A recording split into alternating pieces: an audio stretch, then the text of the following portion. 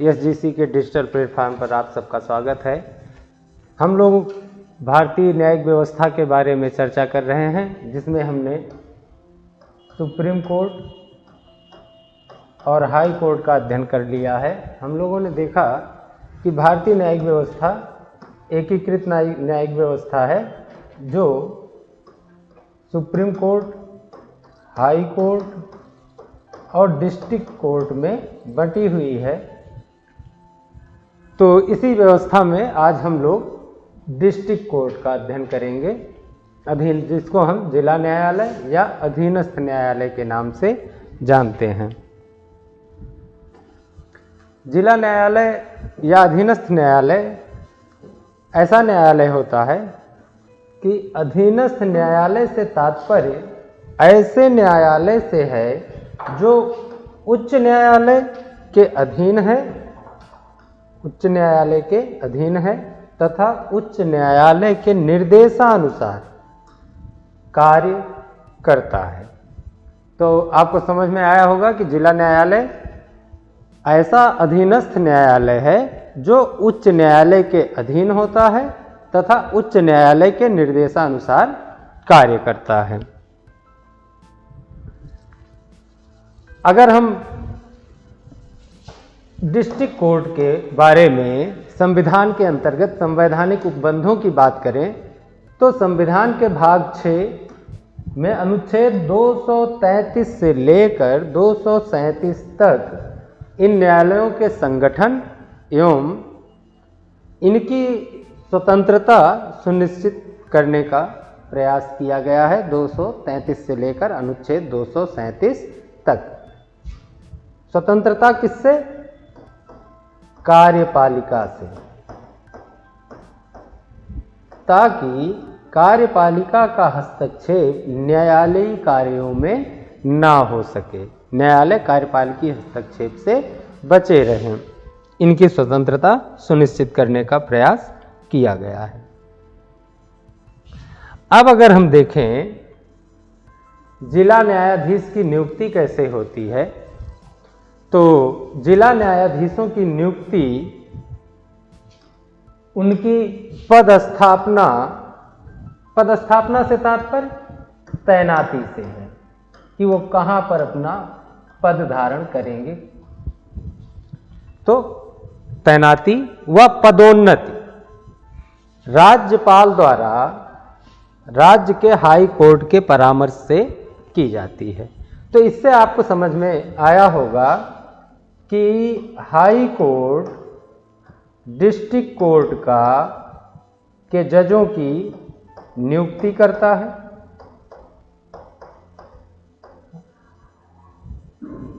उनकी तैनाती करता है, किस स्थान पर वो कार्य करेंगे, और पदोन्नति। तो संवैधानिक रूप से ये कार्य कौन करता है? राज्यपाल करता है।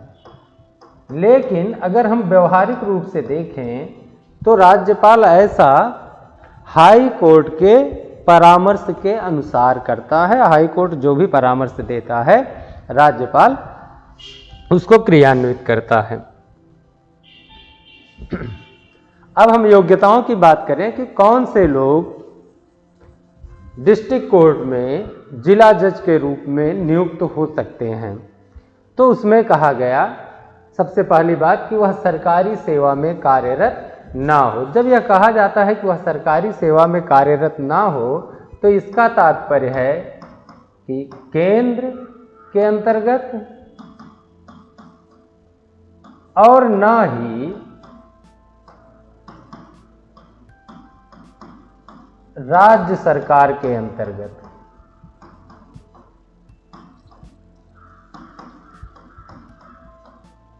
उसे किसी पद पर नहीं होना चाहिए, या अगर वह किसी पद पर है तो उसे वह पद छोड़ना पड़ेगा।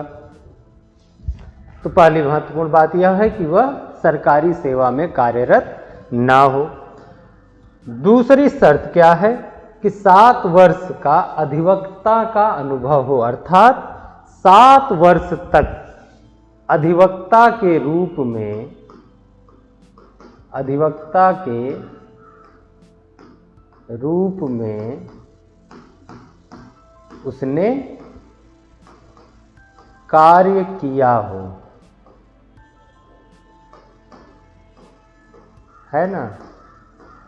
तो एक अधिवक्ता के रूप में उसे 7 वर्ष का अनुभव होना चाहिए। और तीसरी शर्त होती है कि हाई कोर्ट ने उसकी नियुक्ति की सिफारिश की हो, अर्थात हाई कोर्ट ने ऐसे व्यक्ति को राज्यपाल से यह सिफारिश की हो कि इसे जिला जज के रूप में नियुक्त किया जाए। अब आप देखेंगे कि जिले में एक होता है जिला मजिस्ट्रेट और एक होता है जिला जज। तो यहां आपको स्पष्ट होना चाहिए कि जिला मजिस्ट्रेट और जिला जज ये दोनों एक नहीं हैं, ठीक। जिला मजिस्ट्रेट को हम क्या कहते हैं? डीएम कहते हैं, डिस्ट्रिक्ट मजिस्ट्रेट। और जिला जज को क्या कहते हैं? डीजे कहते हैं, डिस्ट्रिक्ट जज। तो इसमें आपकी कन्फ्यूजन अब नहीं होगी कि जिला जज और जिला मजिस्ट्रेट, डिस्ट्रिक्ट जज और डिस्ट्रिक्ट मजिस्ट्रेट ये 2 पद हैं। अगर हम जिला मजिस्ट्रेट की बात करते हैं तो ये पद कैसा है? यह पद प्रशासनिक है। हालांकि इनको भी न्यायिक अधिकार कुछ हद तक प्रदान किए गए, लेकिन यह पद सामान्यतया प्रशासनिक है। और जिला जज कैसा पद है? यह पद न्यायिक है।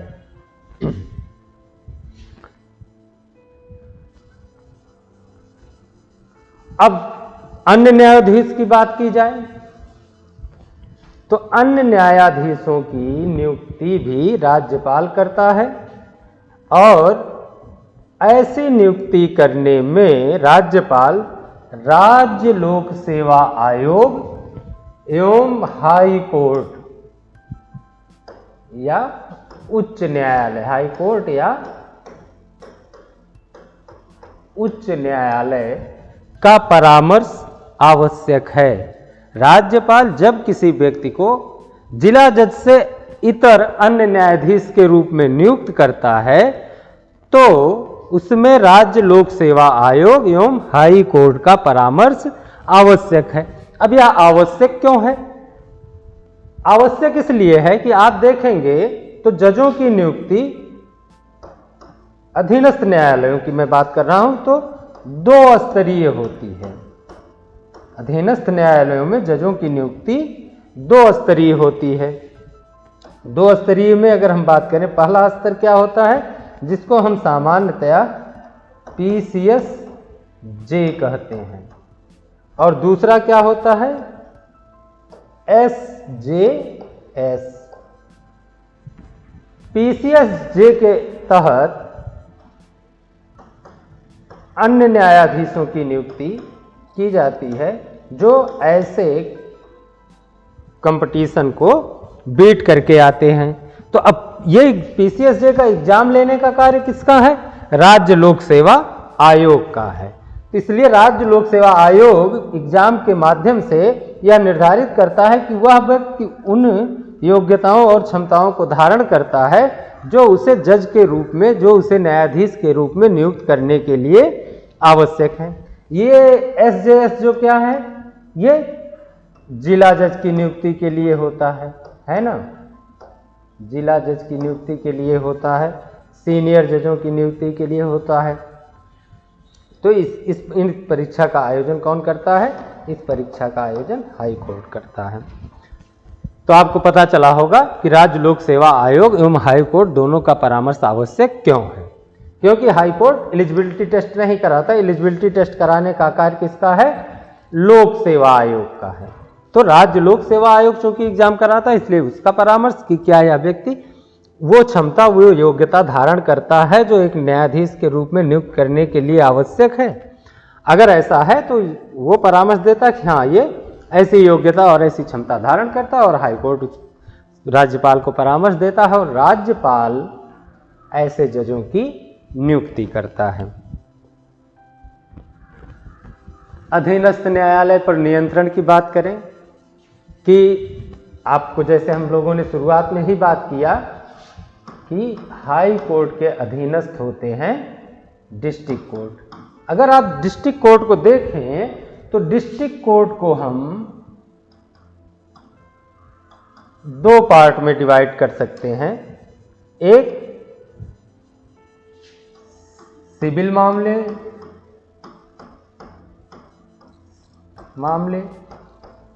और दूसरा होता है आपराधिक मामले। ठीक, अब सिविल मामले में क्या होता है? जिला जज होता है। सबसे ऊपर कौन होता है? जिला जज होता है। उसके नीचे मुंसिफ होते हैं। दूसरा कोर्ट जो होता है वो मुंसिफ का होता है ना, मुंसिफ का होता है। अगर हम आपराधिक मामलों की बात करें तो आपराधिक मामले में क्या होता है? आपराधिक मामले में सत्र न्यायालय होता है, सत्र न्यायालय होता है और उसके नीचे जिसको हम मुख्य दंडाधिकारी के नाम से भी जानते हैं, और उसके नीचे होता है दंडाधिकारी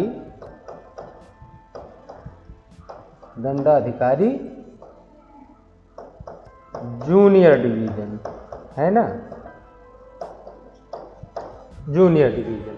तो आपको समझ में आया होगा कि जो इसकी संरचना की जब हम बात करते हैं तो क्या होता है कि दो पार्ट में यह बंट जाता है ना। डिस्ट्रिक्ट कोर्ट दो पार्ट में बंट जाता है। एक जो सिविल मामले देखता है और दूसरा जो आपराधिक मामले देखता है ना, आपराधिक मामले देखता है।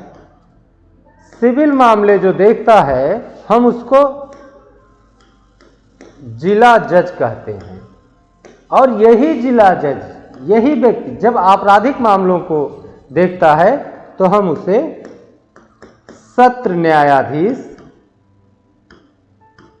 या मुख्य दंडाधिकारी, मुख्य दंडाधिकारी कहते हैं। तो आप ये जान लीजिए कि जिला जज और सत्र न्यायाधीश दोनों व्यक्ति सेम होते हैं, एक ही होता है। जिसको हम जिला जज कहते हैं सामान्यतः, उसी को हम सत्र न्यायाधीश कहते हैं। लेकिन यह जो डिवीजन आपको दिख रहा है, यह जो बंटवारा आपको दिख रहा है, वह मामले पर डिपेंड करता है कि जब वह सिविल मामले को देखेगा तो वह जिला जज के नाम से जाना जाएगा, जब वह आपराधिक मामलों को देखेगा तो हम उसी को सत्र न्यायाधीश या दंडाधिकारी कहते हैं। तो आपको संरचना समझ में आई होगी। आगे हम अगर उसके अधिकार क्षेत्र की बात करें तो आपको पता है कि जिला न्यायाधीश जिला का सबसे बड़ा अधिकारी होता है। यह अधिकारी कैसा होता है? न्यायिक अधिकारी, न्यायिक अधिकारी, यह सबसे बड़ा न्यायिक अधिकारी होता है और यह मृत्युदंड तक की सजा सुना सकता है। और अगर हम जुर्माने की बात करें तो कितना भी जुर्माना हो, यह लगाने का अधिकार धारण करता है। यहां आपको एक चीज और ध्यान देना चाहिए कि जब यह दंड दे रहा होता है और ऐसा दंड मृत्युदंड होता है, ऐसा दंड जब मृत्युदंड होता है तो यहां पर हाई कोर्ट का अनुसमर्थन या पुष्टि आवश्यक है। और यह पुष्टि पूर्व होती है, मतलब पूर्व पुष्टि की बात हम कर रहे हैं कि पहले जब वह पुष्टि कर देगा तभी किसी व्यक्ति को मृत्यु का दंड दिया जा सकता है, डेथ सेंटेंस दी जा सकती है, उससे पहले नहीं दी जा सकती है। अब सिविल एवं आपराधिक मामलों में मूल एवं अपीली क्षेत्राधिकार धारण करता है। अब अगर हम डिस्ट्रिक्ट कोर्ट की बात करें तो आपको एक चीज और जानना चाहिए कि डिस्ट्रिक्ट कोर्ट जो है वह सिविल मामले और आपराधिक मामले दोनों में मूल एवं अपीलीय क्षेत्राधिकार प्राप्त है, धारण करता है। तो अगर हम सिविल मामले में मूल क्षेत्राधिकार की बात करें तो यह कहा गया है कि अगर हमारे किसी नागरिक अधिकार का उल्लंघन होता है, किसी सिविल राइट का उल्लंघन होता है, तो हमें सबसे पहले निम्नतम न्यायालय में जाना चाहिए। अब यहां पर निम्नतम न्यायालय से तात्पर्य यह है ऐसा न्यायालय जो ऐसा अधिकार क्षेत्र धारण करता हो।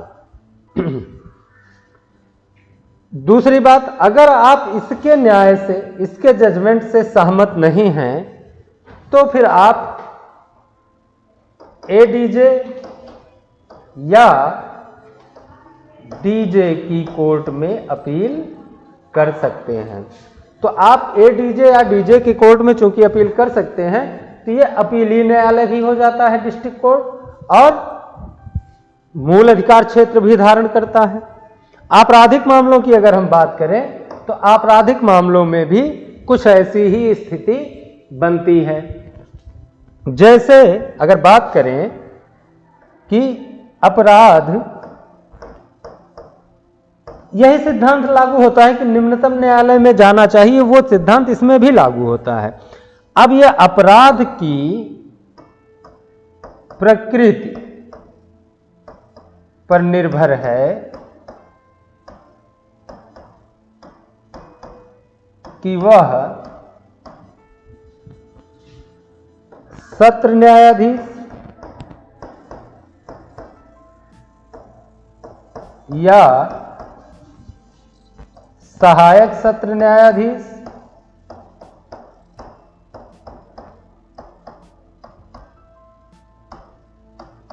अथवा जूनियर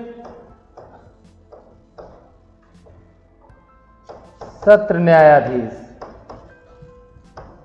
वह किसके पास जाएगा? अगर पिटी ऑफेंसेज हैं, बहुत छोटे अपराध हैं, तो वो यहां पर जाएगा और यहां के निर्णय से अगर वो सहमत नहीं होता है तो वह यहां पर अपील में आएगा, और अगर इनके निर्णय से भी सहमत नहीं होता है तो यह, इसको कहेंगे मुख्य सत्र न्यायाधीश की अदालत में आएगा। इस प्रकार आप देखते हैं कि सिविल और आपराधिक दोनों मामलों में डिस्ट्रिक्ट कोर्ट मूल क्षेत्राधिकार भी धारण करता है। मतलब यह है कि सिविल का मामला हो या आपराधिक मामला हो, दोनों स्थितियों में आप सबसे पहले निम्नतम न्यायालय में जाएंगे जो उसका निर्णय देने के लिए अधिकार क्षेत्र धारण करता हो, ऐसे न्यायालय में आप जाएंगे। और अगर आप उससे सहमत नहीं होते हैं तो यहां भी आप मुंसिफ से लेकर एडीजे और अंत में जिला जज तक अपील कर सकते हैं।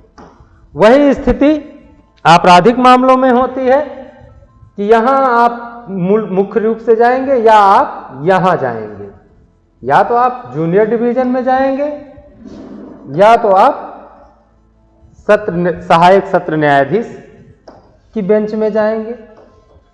तो अगर आप यहां से सहमत नहीं होते हैं जूनियर डिवीजन से, तो सहायक सत्र न्यायाधीश के पास आप अपील कर सकते हैं, और अगर उसके भी निर्णय से आप सहमत नहीं हैं तो जैसा कहा गया कि आप यहां पर अपील कर सकते हैं। और अगर यहां भी आप सहमत नहीं हैं तो आगे आप हाई कोर्ट में भी जा सकते हैं और सुप्रीम कोर्ट में भी जा सकते हैं।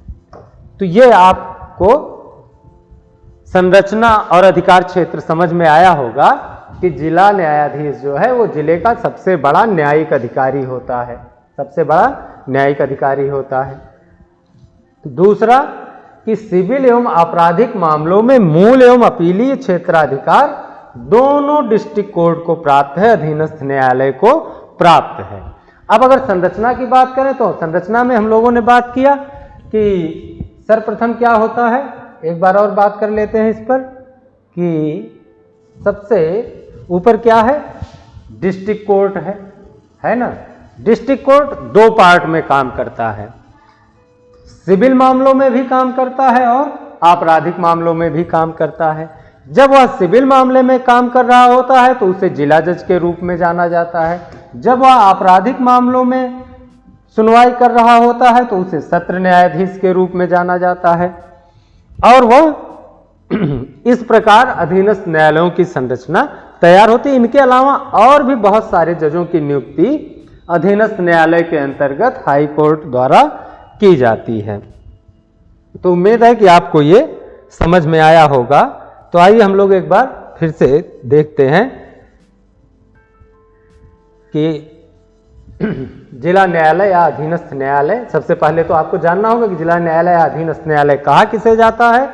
तो कहा गया कि अधीनस्थ न्यायालय से तात्पर्य ऐसे न्यायालय से है जो उच्च न्यायालय के अधीन तथा उच्च न्यायालय के निर्देशानुसार कार्य करता है। तो यहां आपको दो शब्दों पर बड़ा ध्यान देने की आवश्यकता है कि एक तो वो न्यायालय, अधीनस्थ न्यायालय को अधीनस्थ कहा ही इसलिए जाता है कि वह हाई कोर्ट के अधीन रहकर कार्य करता है। दूसरा, चूंकि वह हाई कोर्ट के अधीनस्थ है इसलिए यह आवश्यक है कि जब हाई कोर्ट कोई निर्देश जारी करे तो ऐसे निर्देश का पालन करना अधीनस्थ न्यायालय का कर्तव्य है। और आपको यह भी पता है कि हाई कोर्ट कैसा है, हाई कोर्ट को कहा जाता है अभिलेख न्यायालय, अर्थात इसके द्वारा दिए हुए निर्णय अधीनस्थ न्यायालयों पर बाध्यकारी होते हैं। या दूसरे शब्दों में कहें कि इसके द्वारा दिए हुए निर्णय इसलिए सुरक्षित रखे जाते हैं क्योंकि ऐसे दिए हुए निर्णयों को अधीनस्थ न्यायालयों के में एक साक्ष्य या सबूत के तौर पर पेश किया जा सकता है। तो आपको आगे हम बताएं, संवैधानिक उपबंध की बात करें कि संविधान में डिस्ट्रिक्ट कोर्ट या अधीनस्थ न्यायालय के बारे में क्या उपबंध है। तो आपको पता है कि संविधान के भाग 6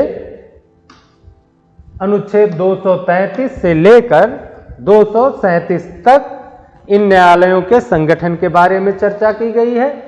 दूसरी कि इन्हें कार्यपालिका से स्वतंत्र कैसे रखा जाए, इस पर चर्चा की गई है।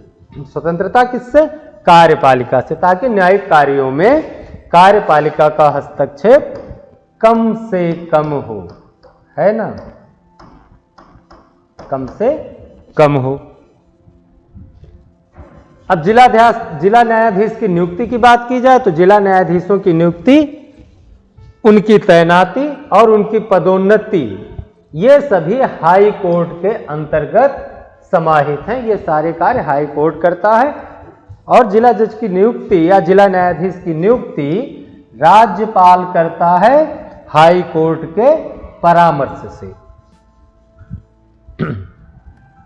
अगर योग्यताओं की बात करें तो कहा गया कि वह सरकारी कार्य में सेवारत न हो और ये केंद्र और राज्य दोनों सरकारों के ऊपर लागू होता है।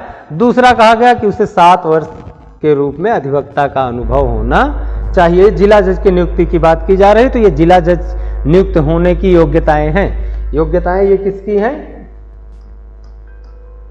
जिला जज की। इसमें आप अन्य जजों के बारे में कंफ्यूज मत होइएगा। या जिला जज नियुक्त होने के लिए योग्यताओं की बात की गई है। दूसरा, चूंकि अन्य जजों की नियुक्ति में ये 7 वर्ष का अधिवक्ता का अनुभव जो है ये सम्मिलित नहीं होता है, इसलिए ये सिर्फ जिला जज के लिए है। या जो सहायक एडीजे होते हैं, एडिशनल डिस्ट्रिक्ट जज, उनके लिए है।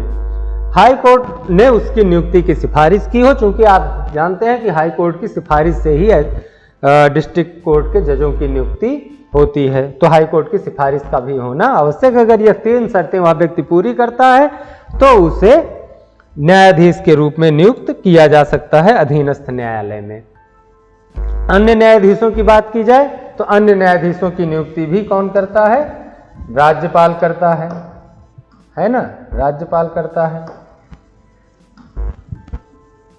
और राज्य लोक सेवा आयोग ये जो पीसीएसजे और एसजेएस का परीक्षा आयोजित करता है, और दूसरा हाई कोर्ट इन दोनों के परामर्श से राज्यपाल अन्य न्यायाधीशों की नियुक्ति करता है। अधीनस्थ न्यायालय पर नियंत्रण की बात करें तो नियंत्रण कैसे स्थापित करता है? अगर हम नियंत्रण की बात करें तो आप देखेंगे कि नियुक्ति प्लस तैनाती प्लस पदोन्नति, यह सभी किसके अंतर्गत आता है? हाई कोर्ट के अंतर्गत आता है। तो इन सभी के माध्यम से हाई कोर्ट अधीनस्थ न्यायालयों पर नियंत्रण स्थापित करता है। और आपको पता है कि हाई कोर्ट जो भी आदेश या निर्देश जारी करता है उनको मानना जिला न्यायालय का कर्तव्य है। तो नियंत्रण का एक तरीका यह भी है कि वह निर्देश जारी कर सकता है। इसके अलावा जो वह विभिन्न मामलों में जजमेंट देता है, क्योंकि हम लोगों ने बात किया हाई कोर्ट अभिलेख न्यायालय होता है, इसलिए वो जो भी जजमेंट देता है वह अधीनस्थ न्यायालयों के लिए बाध्यकारी होता है उसको मानना। तो इस प्रकार इस तरीके से हाई कोर्ट अधीनस्थ न्यायालयों पर नियंत्रण स्थापित करता है। अगर हम उसकी संरचना की बात करें तो डिस्ट्रिक्ट कोर्ट 2 भागों में बंट जाता है, सिविल मामलों में और आपराधिक मामलों में। जब वह सिविल मामलों को देख रहा होता है तो हम उसको जिला जज कहते हैं, और जब वह आपराधिक मामलों को सुन रहा होता है तो हम उसे सत्र न्यायाधीश कहते हैं। यह जिले का सबसे बड़ा न्यायिक अधिकारी होता है, और सिविल और आपराधिक दोनों मामलों में यह मूल और अपीलीय क्षेत्राधिकार धारण करता है। तो उम्मीद है आपको डिस्ट्रिक्ट कोर्ट अच्छे से समझ में आया होगा, और आगे हम फिर कुछ नई जानकारियों के साथ आपके समक्ष आएंगे। तब तक के लिए नमस्कार, धन्यवाद।